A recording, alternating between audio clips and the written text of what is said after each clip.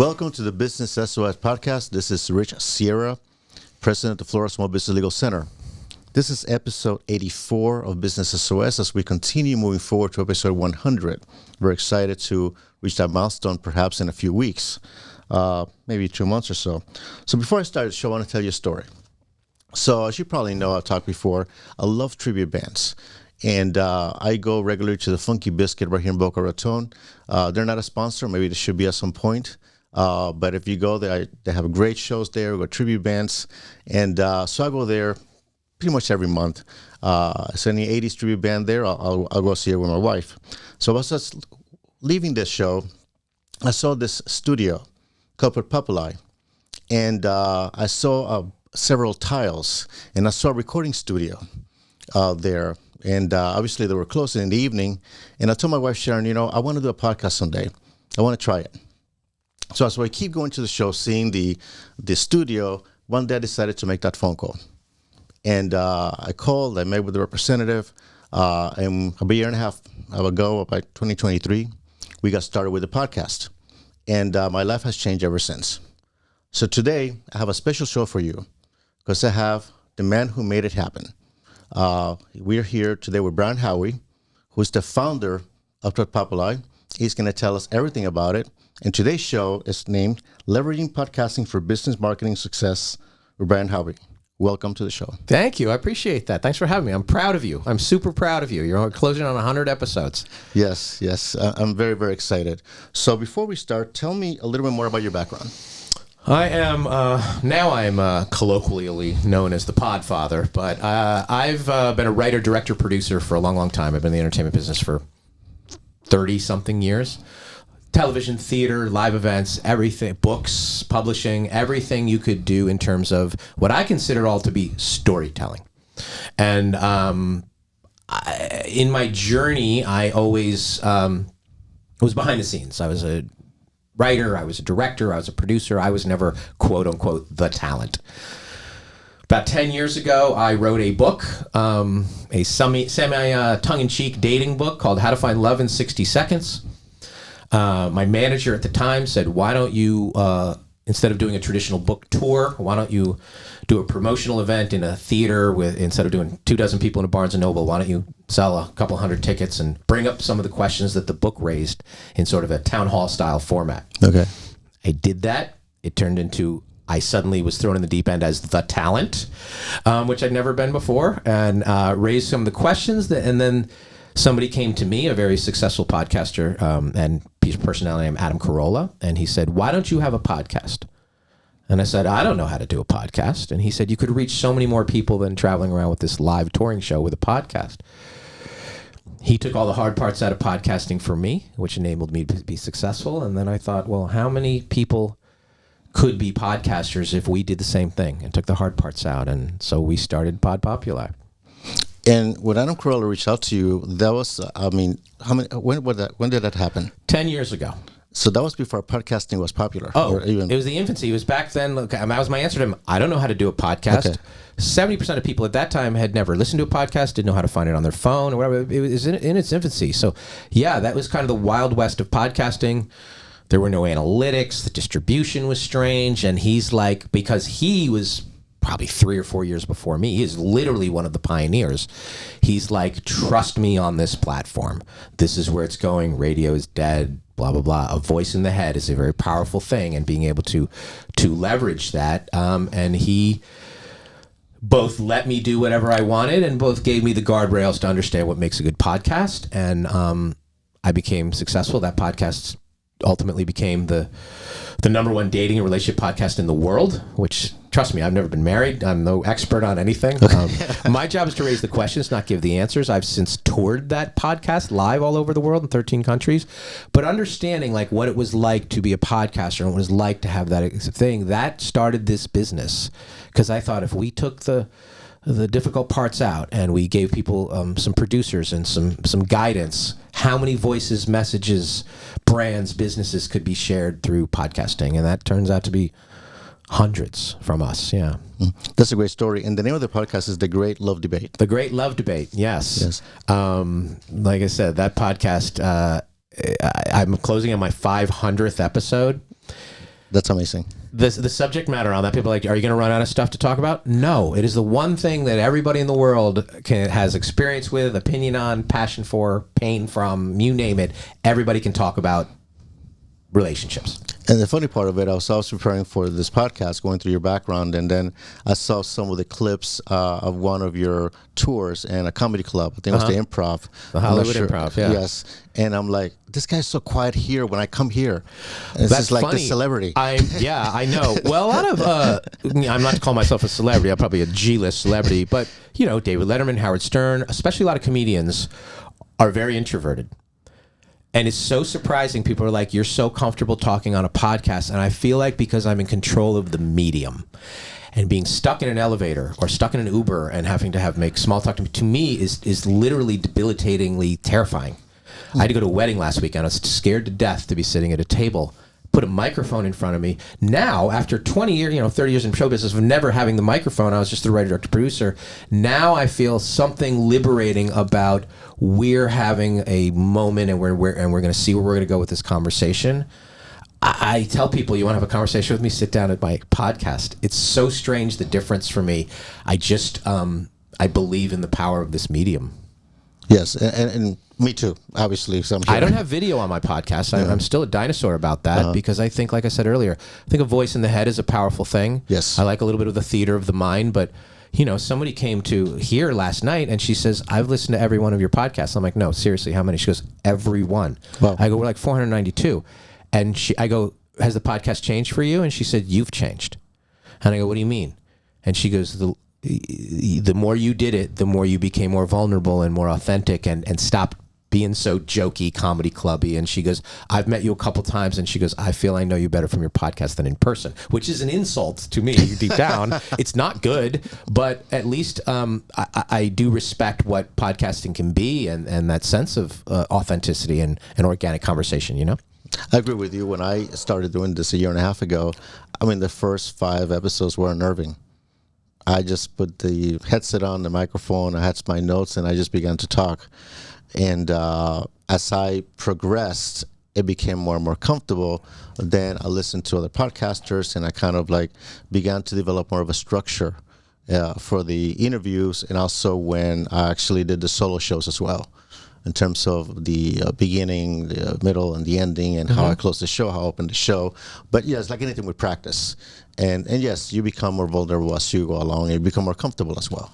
Everything is reps. So many people, when they start podcasting, they're like, am I going to be able to talk longer? How many notes do I need? What am I going to say 10 times? And the more you do it, the fewer times you rely on your notes, the less you're cognizant of what am I going to do, or I'm going to talk about it, and you trust the audience.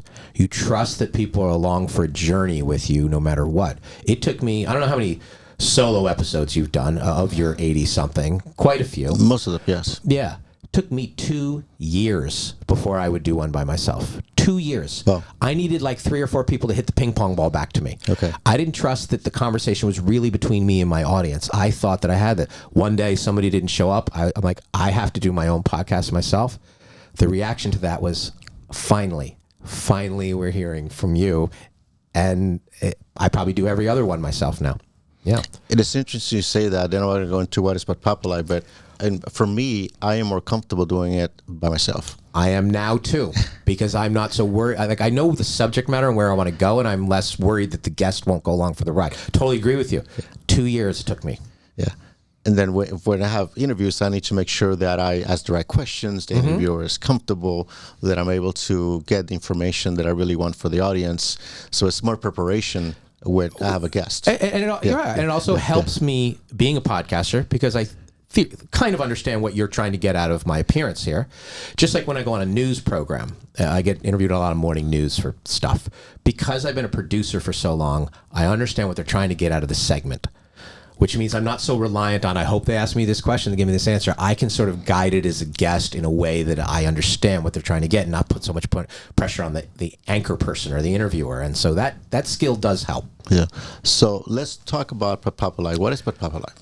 Podpopuli is both a small chain of podcast recording studios. We handle everything from conception to monetization, recording, editing, distribution.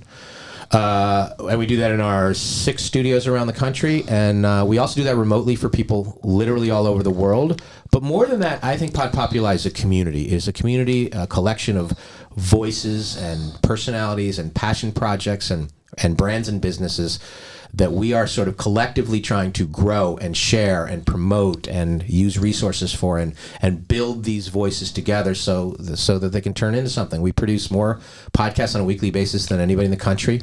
We're at about 300 now. We'll probably be about 1,000 by the end of the year. That's a lot. It's ambitious, but there are so many people, personalities, like I said, brands and businesses around there who need this medium, and our job is to try and welcome them in our community and give them the tools to grow. I think it'll grow exponentially. Yeah. I mean, this is just the beginning. I agree. What inspired you to open Podpopuli, to create it? My own personal need. I knew that I was in Los Angeles, and there's probably 4 podcast studios in Los Angeles. And at that time, there weren't thousands of podcasts. There were a couple hundred. So the studio that I wanted to record in, I had to get a strange like you can get 6 a.m. Sort of like if you're a hockey parent, you know how hard it is to get ice time. Same thing. There just weren't enough studios, and I would travel around the country doing my Great Love Debate live show, and I would need to record my podcast, and I'd call like a radio station, or I'd carry equipment around in my bag, and I'm like, this is growing, and there aren't enough places to do it, and people who knew how to do podcasting. So I wanted to open our first couple locations in places that were not New York and Los Angeles. I'm from New York and I lived in LA a long time. I wanted, quote unquote, normal people to podcast, because back then a lot of podcasting was celebrity driven and stuff like that. I wanted to find the voices. We modeled our business a little bit after Dry Bar, the hair drying place. My wife goes there all the time. Well, women are fully capable of blow drying their own hair, but it's really nice when somebody does it for you. And you know, our competition is people trying to do this themselves. 92% of people who try and record their own podcast and edit it do not make it past the 10th episode. That's a real stat. I've been there myself. So my inspiration was a little bit selfish, that I needed a place to record my own show. But I also knew that if we could take those barriers of entry away, there were people who were interested in this service, and we were right. So what are the challenges somebody that is, say, wants to start a podcast and wants to do it him or herself versus going through a service like Podpopuli? What are the challenges they're going to be facing? Well, not only is it the recording and the editing, which is technically challenging and takes a lot of time, and also if you're trying to do that yourself, you're also thinking about it. You're checking the monitor. Is this recording? Did I capture this right? You don't want to worry about that. But what really a place like this is, we are really trying to hone in on what every podcaster is passionate about and curious about. And we believe that a good podcast is formed at that intersection of passion and curiosity.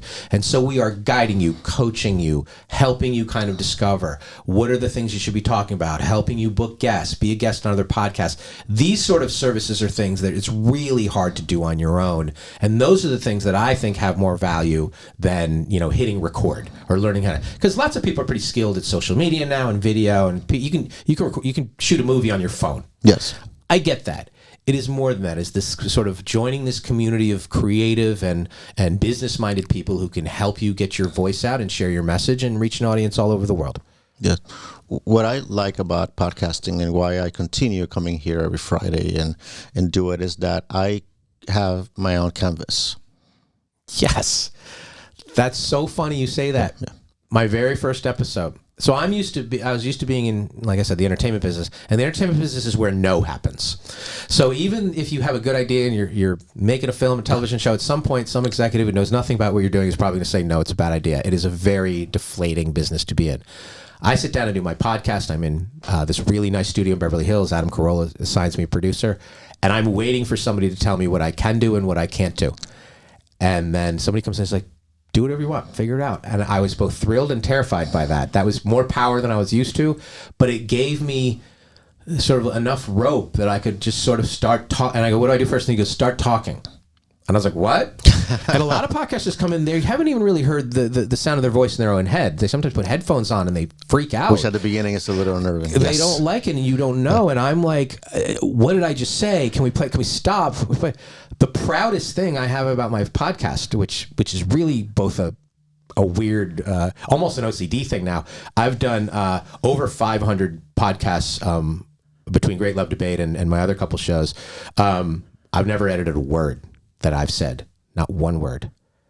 I have this weird thing, and I think editing a conversation is dishonest, and I think a conversation... I've had a couple people on my show as guests, and like, oh, I screwed up, I shouldn't have said that, it's private, something. Take that out. I've never edited one of my own words. Now I'm like maniacal about it. I'll screw something up, and I'll tell my listeners, like, we don't edit around here. Yeah. Sorry, but I really believe, and that started back to the first thing when the producers and the people around me said, just trust it. And I learned to trust it, that it can be a little rough around the edges. You know, we opened during the height of COVID. Some people were podcasting in masks. Some people... I remember, yes. It was strange. And, you know, so now... But what COVID did, I believe, during that time, people were Zooming, and a dog would bark, and a kid would cry, and it wasn't such a perfect world for business purposes. And so I learned that even in podcasting, people know that maybe your phone rings or whatever, and it's not a television show. It's not perfect. It's not... Let it go. The audience, this should sound like a conversation. If you sneeze during a conversation, you sneeze during a conversation, you know?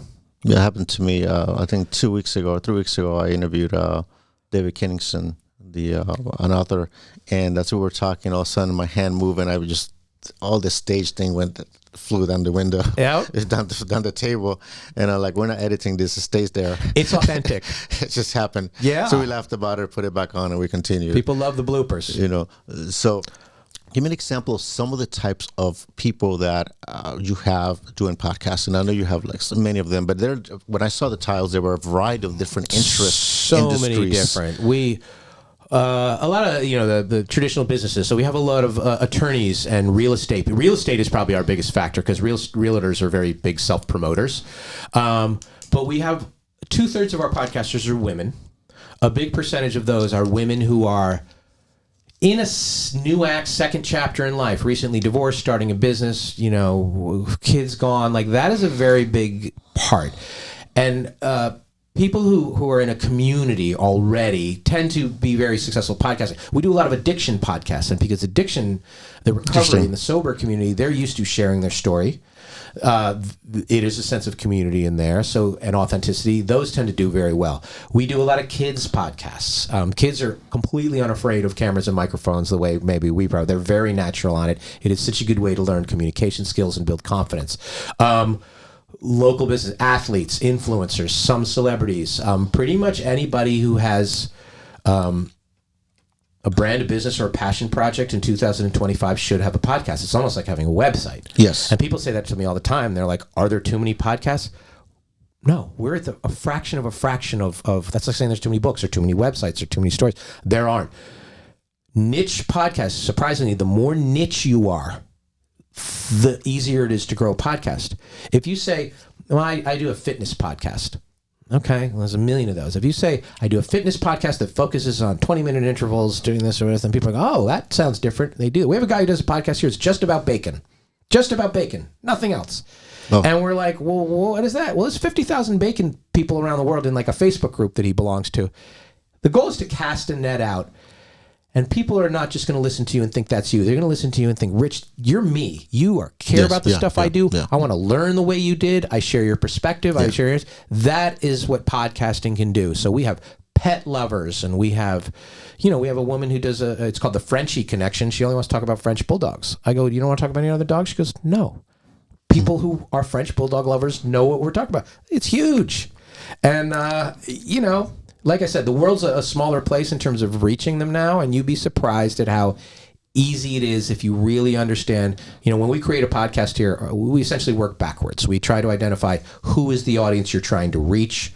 What do you want to get out of doing a podcast? What do you want your audience to get out of a podcast? So on and so forth. Your audience can change over time, but if you understand, like, these are the people I'm trying to communicate with, it makes it a lot easier than saying, well, my podcast is for everyone. Well, the dictionary's for everyone. That's not necessarily a good book to read, and it's interesting that I brought Jamie Diaz, from the owner of Dynamo Dog Training Center, about a few months ago, and she loved the concept, and she now has her own podcast. She's great. She was in here yesterday. Yeah, she's a natural. Yes. Yeah, I mean, pet lovers are passionate, and passion drives podcasts. Curiosity, expertise helps, but what it is the difference between expertise and curiosity when it comes to podcasting. A lot of people are like, listen to me and I will tell you how to do stuff. Well, a lot of people want to hear here's how I learned what I learned because I failed 100 times. I brought up the addiction podcasts. The ones that do well are not like, I'll have you quit drinking in 30 days. The ones who do well is, the struggle is not ever go away. I understand rock bottom. I go through it because that is the listener. You want to take people on a journey of discovery. You have a lot of you're the good podcaster. I said before, my job is to raise questions, not necessarily give answers. Through raising questions, you have a lot of the answers. Yes. Knowing what questions to raise, that's the expertise. We also have a way of connecting with the audience in a different way. So tell me, and I know the medium in terms of podcasting versus video, for example. Well, video, not that video doesn't have a place in podcasting. It does. It's a great tool to promote. It's a great tool to understand who you're talking to, all that kind of stuff. But the least engaging form of content to watch for video is conversation. When you talk about watching something, you're competing with Netflix and skateboard videos and music, all kinds of things, which is why if you understand it's really about the voice in the head. It's podcasting really is a multitasking thing. It is things people do while they are driving, while they're watching their kids, while they're walking the dog, while they're working out, before they go to bed. And that is such an intensive experience. Radio is always perceived as background, which is why advertisers pay more for podcasts than they do for radio, because radio is like something in the background. Listening to a podcast and your focus is on these voices, it really does do well to promote whatever you're promoting, teach whatever you're teaching, share whatever you're sharing.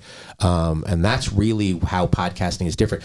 It would have seemed crazy, especially in, scripted podcasts, crime podcasts. If you said to somebody 20 years ago that we're going to be listening to crime dramas the way like War of the Worlds was back in the 1920s, like radio serials, that people would do this. And it's true. It's people want the information put in their head while they're doing something else. Yes.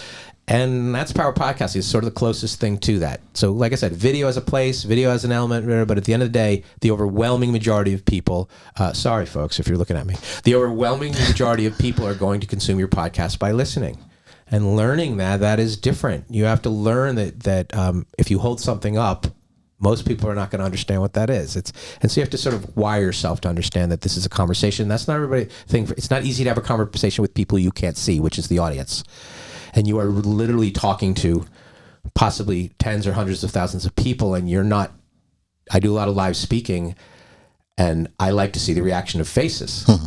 It's hard when you might record an episode and it drops in 3 weeks and there's no feedback. Like you don't know how it went over. Yes. It's a challenge. Yeah. The also podcasting is perfect when we're driving.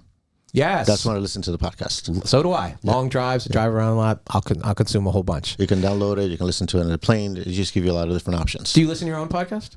Sometimes, yes. Yeah. Yes, yeah. Sometimes I do too. Yeah. I didn't used to. I do more now. I don't know why. I think because I feel, I think I've gotten better as a podcaster, and I think my subject matter has gotten a little more authentic. And so that even resonates with me. I'm like, I enjoyed that conversation. I kind of want to relive it. Yeah. Sharon, my wife, you met her yesterday. She listens to other podcasts. Wow. And then good. she kind of gives me feedback. It helps. Constructive criticism. Yeah. That's why reviews matter so much in the podcasting ecosystem, because Apple and Spotify, they want that feedback. They want to know what you thought of it. And that's really the only way to do it, Yeah. So you mentioned Apple and Spotify. Just mention some of the podcasts that you populate the podcasts to from the podcasts that we have here in Podpopuli. Name some of the podcasts that we do? Some of the outlets, channels. The channels, okay. Yes. The overwhelming majority of podcasts are consumed on Apple and Spotify. Okay. Now, you might somehow read a statistic that, podcasts are consumed on YouTube. A lot of people will play the YouTube video and they will listen to it, but that's not necessarily a podcast platform. In order, the top 5 are Apple, Spotify, iHeartRadio, Amazon, which I think ultimately will win the podcast wars. I think ultimately Amazon with their Audible, I think they will dive in. Apple's kind of in it by default. Do you know why it's called a podcast? No. Has to do with iPod back in the day. Okay. The iPod, it was little snippets of information and then it became a podcast. So Apple, when I started podcasting 10 years ago, there were like 4 people in Apple who had to deal with podcasting, which was a thing. So it's a side business for Apple. But Apple, Spotify, who's heavily invested in it, iHeartRadio, Amazon, and then there's some other sort of non-traditional ones. And Apple and Google, I think, will ultimately be. Once Google figures out a way to have YouTube and the podcast. So Google Podcasts has been a thing that has come and gone like 3 times. It doesn't exist right now. They are plotting a way for the analytics, so that their analytics, that they can understand if somebody's watching a YouTube video or somebody's listening to a YouTube video, because they want people to listen. And so being able to put that metric in. So, not to get too technical and too how sausage is made here, but Apple and Spotify, as a podcaster, you are trying to get your listeners to hit that follow button, subscribe button, whatever it used to be called, because then they're hopefully getting that content put to their thing every week. Yeah. So as part of the Podpopuli services, when a podcaster comes in, they just record the podcast, they leave, and you take care of the rest. Editing, distribution, marketing support, all that kind of stuff. Yeah, we want you to grow your podcast everywhere. We put it out on all the channels every week. Whenever you want to release it, same thing. So you don't have to worry about like when it's going to go out, who's going to listen, or whatever. Yeah, we do that as part of our platform. Yeah, and it's a great service. Otherwise, you got to go one at a time and try to populate it, which will take you forever. Yeah, no. If you do it right. Right, if you do it right. So there's probably 50 or 60 different places, and eventually people pick it up on their own, and then you'll be surprised. You'll travel to Germany, and your podcast is on some German podcasting platform. It's weird, and you're like, oh, how do they pick it up? Himalaya is it's like the Apple of Asia, and you get a lot of listeners. What AI is going to be able to do is going to take your podcast, translate it in your voice into Italian. And so then that will allow people in different countries to consume your podcast. It's even going to be allowed to take your voice and just create a whole new podcast in your voice of a subject. You're going to plug in a subject matter, and they're going to create it. That's the scary thing. People don't want that. People don't want to, because I went to a podcast convention last year, and this company was touting it like, you don't even have to record your own podcast anymore. Just give us your old episodes and we'll create new content. And the podcasters there were like, we don't want that. That feels dishonest. It is dishonest. And they were like, well, people who are coaching and they want to create more content, it didn't go over well. But the thing about being able to translate for you in your voice, we do a podcast here out of this studio by somebody who has ALS and can't speak at all. And the computer, his son interviews him. He has some very famous guests. He sort of blinks and brainwaves it into a computer over the course of the next week. His answers, we edit it, use old clips of his own voice, and it's perfectly done in his voice, like he's hosting the podcast. It is the most remarkable thing. It is so inspiring. It's called Nothing Left Unsaid, because he didn't want to not have a voice anymore. And podcasting allowed him to do that. So that is an amazing story. It's an amazing podcast, and it sounds like they're all in the same room, and it's unbelievable. Yeah. And he's been a public figure for a long time, so there's enough of his voice that AI was able to take it and put his thoughts into verbal words. It's remarkable. Yeah. We can do an episode on AI. That's a whole different episode altogether. Yeah, no kidding. It's the coming storm, not just in the relationship business, which I am in this too. Pros and cons. Yes. Business owners, a question that may come up is like, I'm not just good at public speaking. I'm just afraid of getting started. What advice would you give a business owner that really wants to consider doing it, but has that fear? A lot of people, the first fear people always have is time. I don't have time. Well, it's an hour a week to record. It's probably an hour a week of other prep. Those 2 hours will be invaluable to you, and you're in the content business, If you're wondering if you're going to run out of things to talk about, or you're not going to be able to do enough episodes or whatever, that's why early on we try to figure that out. What are you passionate and curious about that will sustain it? Because then you could think, these are the conversations I have anyway. The conversations. We have an attorney who does a podcast here. You can tell she hates being an attorney, and you could tell that she's just doing it because she thinks she's supposed to do podcasts. It's not a good. I'm like, you should talk about television, talk about anything else. You clearly don't like being a lawyer. That resonates with an audience. Nobody's going to listen to this. You're not passionate and curious. So if we tap into that, it's like, I really love my business. I love talking about it. I love talking about customers, clients, colleagues, people. A lot of people. We have a real estate podcast out at our Scottsdale studio. She says, I don't care if anybody listens. I am using podcastings to get meetings with people in my industry, and this is the audience I'm trying to get in front of. She goes, if I ask them out to coffee, they're like, I'm not letting you pick my brain for an hour. If I invite them on my podcast, they'll all come. Yes. And she's like, this is how I'm using podcasting. So there's a lot of different ways to use it. Some people just chop it up and take a little bit of content. Some people transcribe, 20 of their episodes into a book and do that. There's content is content, and that's where this is going. When we first started the business, I'm like, oh my God, do I sign a 3-year lease? Is there going to be podcasting in years? there's always going to be the need for conversation and video and content. And so that's where this is going. And as more people discover podcasting and they realize that you're really a one-stop shop. Yeah. I mean, you come here and you take the hard work out. Yeah. And you have, a really great studio here in Boca Raton, and then they come in, they record it, and they leave. That's it. And we send you your finished copy, and we put it out to the world, and we let the world know about it. And if you want to be booked as a podcaster on other podcasts that help promote it, like, we do all that. And that's really what I like about it. I really like the personalities. I really like the stories. I've learned so much from you, not just meeting you, but listening to your podcast. Like, people are like, do you listen to all the podcasts? I don't. I listen to yours. No, thank helps you. me as a business person, helps me as a communicator. I've learned how to navigate certain challenges. I've reached out to you personally with a couple. I respect your expertise. You've been an invaluable resource to me. Still going to charge you for your podcast, but, of course. But you have been terrific. And these are the kind of people that you kind of meet in this world. Yeah. Yeah, I've met some interesting podcasters as well, and it's a great community. Yeah. And I think business owners are created by nature, otherwise they would not be business owners. I agree. And what I think that in before, in terms of my background, I do have a marketing degree. That's really my undergrad, and that's kind of my passion, marketing as well as law. In order to be successful in marketing, you have to have something unique to offer, and you also have to consistency over time. So what attracted me about doing the podcast is, like, I can create my own content, which will be impossible to duplicate. No doubt. And one podcast gives me 20 different videos. Absolutely. I can shove that into different audios. I can put it into my social media. For 1 hour of work, it gives me, exponentially 20 different potential posts. Yeah. So multiply that by 100. Totally agree. And content is evergreen, and you can recycle it. And, every once in a while I'll run, I don't know if you've done this yet, something I want to talk about. I'm like, I think I did an episode on that 2 years ago. I repurposed it. I'm like, you know what? This is still relevant to me. Let's go revisit this episode from April 2023 and see what's the same, see what's different, and I will use that. It's always evergreen. When we first started this, we really only recorded and people who lived geographically convenient to one of our locations. Well, now we do for people all over the world. We help set them up remotely. They send us their files. We set up their remote Zoom feeds, and it really has expanded our ability to take in more people to this community. Yes, and also I was going to say this also could be a training tool as well, because I know there's another podcaster that uses it for training for her realtors.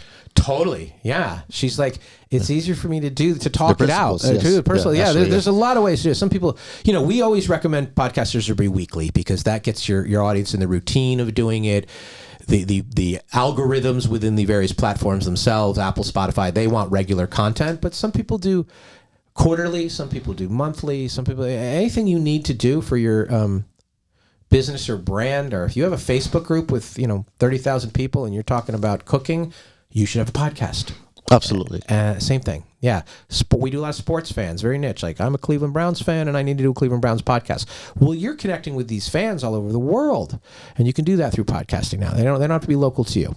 You mentioned something about repurposing content. What I do now, because I've gone through so many different topics, if there's a topic, for example, how to prepare for a deposition, that I've covered that in my podcast, I have a client who's doing a depo next week. Guess what? We don't spend an hour going over preparation. I'll send him, listen to his podcast beforehand. Let me know if you have any questions. Yes. And it reduces our prep time significantly. Correct. And it comes across not as like a book on tape. It comes across as a conversation that you're having with. It sounds different to consume it as a podcast. Yeah. And I've acquired clients as a result of it as well. Great. And part of it is because they hear me, they see me in my YouTube channel as well. There's a connection. By the time they talk to me, they feel they know me. Yeah. And everybody's got, different reasons for their podcast. Some people are trying to make money off ads. Some people are trying to get one client. Some people are trying to be influencers in their space. There's all kinds of reasons, and they're all valid and worthy. I have a few more minutes, too. I want to ask you a few more questions. Can you share with us a success story of a podcaster that started a podcast with you and how they have used it in her business or his business? Sure. We have a lot of those, but I knew somebody who wanted to be a realtor, and they'd moved from another line of work, and they thought that there were three elements to real estate that interested them in getting into. And the podcast was called By the Beach, BUY, and it was based out of Venice Beach, California. And he knew that there's a million real estate people who probably knew the business and had relationships better than to just plop himself down in Venice Beach, California, and try and compete in this. And he thought, I need my potential clients to understand what excited me so much about this slice of California, which is, as we record this, is going through a tough time. Yeah. And so part of his podcast was not so much about like, here's a house that's for sale or here's why I'm your best realtor. It was crazy stories about things that he'd learned from the first 10 clients that he had. Somebody's like, I want a place to store my camel. He's like, I don't know how to find that. Part of it was his passion and interest in that part of the world. He was from the Midwest. He was cold. His dream was to live at the beach and do a lot of that. And then only a small part of that was about the nuts and bolts of the real estate and hire me and do all that. That podcast blew up. And it wasn't because he had a huge influence. People resonated with that. I'm like, oh my God, I want to go on his journey to discover real estate in there. And he was on the selling end and they wanted to be on the buying end. He became successful as a real estate agent. Within like 2 years, his business blew up, and all because he found this authentic voice about why I love this part of the world. That's a great story. Yeah, he's fantastic. Yeah. Same thing. We have had, a little bit different. 4 pretty seriously autistic children do podcasts. And something about putting on headphones and the voice in their head has given them a command of communicating skills that they had not had previously that is actually translated once they off the microphone too. Being able to control their voice and have a conversation through this podcasting has made such a difference in it. It's just unbelievable. It changed confidence, it changed communication and everything. We get those stories all the time. Listen, I'm a success story. You are a success story.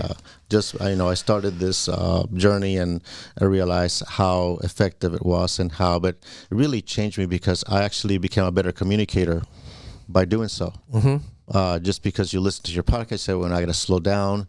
I got to emphasize this, listen to my voice. And I'm very comfortable speaking in front of the camera when I do hearings. We assume with the courthouse when I go in front of the judge. So it really has helped me along. So you kind of improve personally as a result of doing the podcast as well. No doubt. You become a better conversationalist.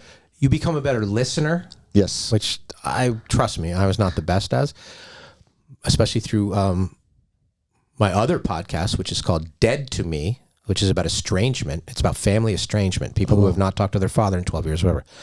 That podcast got huge because I tapped into something. Well, that podcast has given me empathy and sharing trauma and being able to be really trust and all that. So there's all kinds of things you can do with it, and there's all kinds of things you can get out of it.